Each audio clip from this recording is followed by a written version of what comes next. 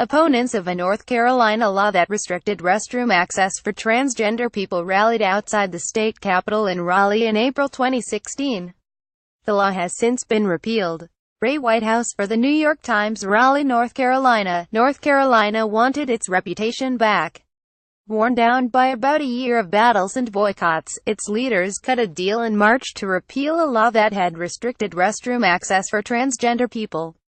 But North Carolina is finding that it is easier to plunge into a culture war than it is to leave one behind. This isn't like the Cold War where it came, it went, it was over and people didn't worry about it anymore, a longtime Republican strategist, Carter Wren, said.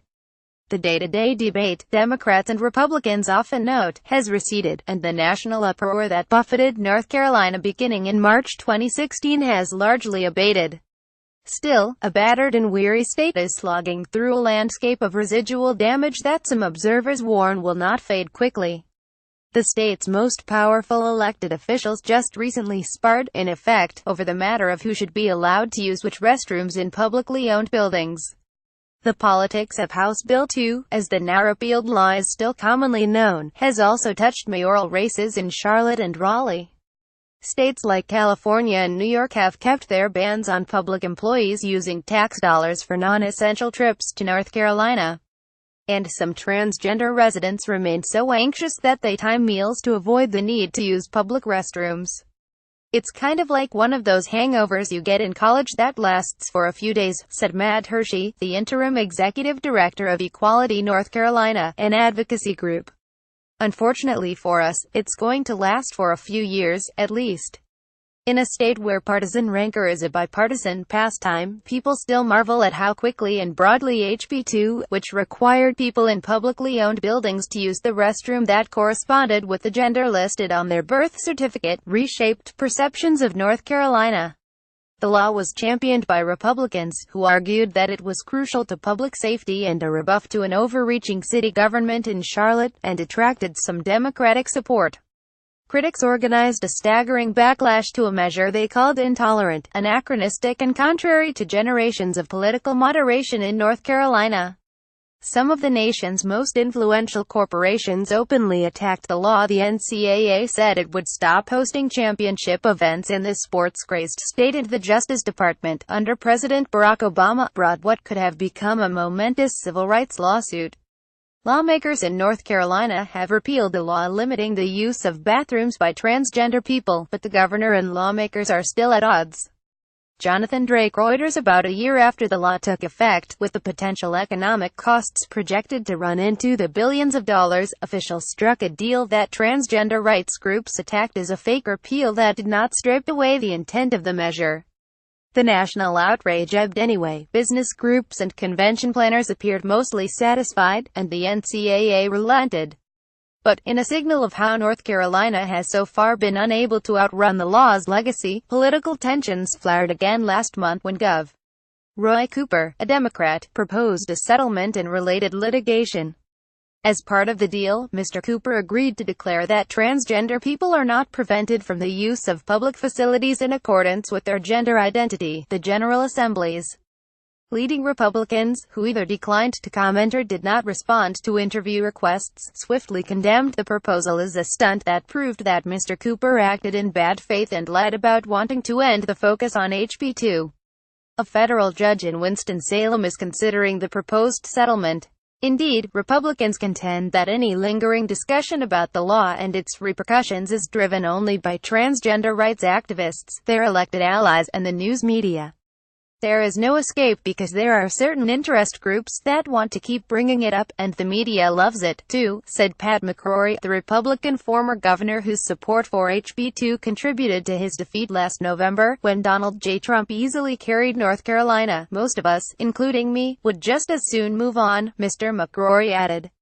Mr. Cooper, who said in March that the repeal legislation cannot be the only step, defended his decisions and said, "They set the fire, and I'm working to put it out. I think most North Carolinians believe we are moving in the right direction, but many of them know we still have more work to do," said Mr. Cooper, whose actions last month were timed for the day before the deadline for proposals for Amazon's second headquarters. "But I believe that North Carolina is a welcoming place and a great state to do business.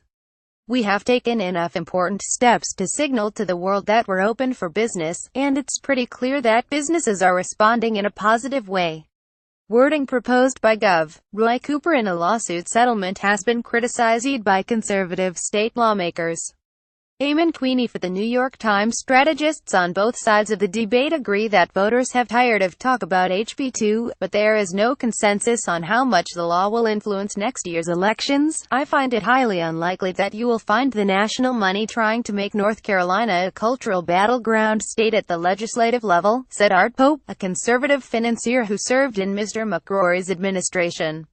A poll conducted by Elon University in April found that about 2/3 of North Carolina's registered voters thought the state's reputation had worsened in the year since the law's approval. Issues like the economy and education now appear most crucial to winning over state voters, but surveys suggest that residents remain irritated over HB2 and the issues that surround it. I think the volume has been turned down, Mr. Hershey of Equality North Carolina said.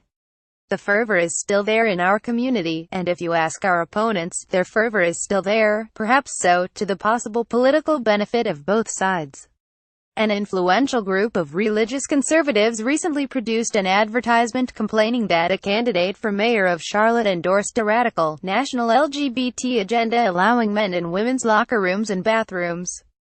The election is Tuesday, but for many of the state's transgender residents, estimated at nearly 45,000 by a research institute at the University of California, Los Angeles, HB2's repercussions do not play out on television screens. They are reflected, transgender people said, in quick decisions about whether to have a second cup of coffee and in choices about how much to share about themselves in conversation. Before, whether or not you identified yourself as being transgender to someone was based on whether or not you perceived them as an ally or someone who would be okay with it, said Candice Cox, an activist who is a transgender woman. Now, what we have is a climate in which you really have a lot of trepidation about trusting people, because we have now seen that people can seem to have all of the support in the world for you but have ulterior motives, and there is a measured sense that the fury of the HB2 debate could someday be rekindled. On this matter, at least, there is some agreement. What we're seeing is a kind of holding of the breath, Ms. Cox said. That's where we're at right now because we were dealt this awful blow, and it's waiting for the other shoe to drop. We don't know where we are. The people who supported HB2, the citizens, the politicians, we know that they're still there.